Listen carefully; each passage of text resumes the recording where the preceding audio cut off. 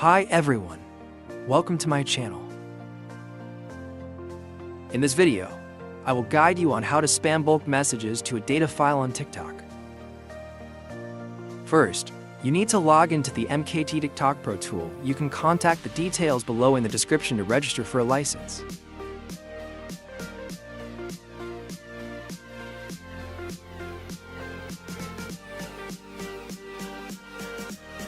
This is the main interface of the software. Go to the viral marketing section and select messaging. Next, add the TikTok IDs you want to send messages to. You can go to the data scanning section to bulk scan TikTok IDs for use. Next, set up the configuration, such as the number of threads, the number of messages to send, and selecting the content.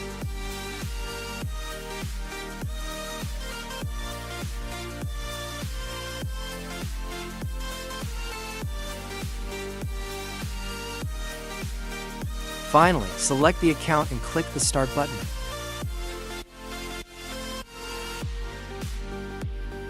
That's it. Now you can run the automatic messaging feature to send bulk messages to multiple TikTok accounts. Additionally, the software offers many other exciting features. Please subscribe and like the video, and turn on the notification bell to stay updated with the latest videos.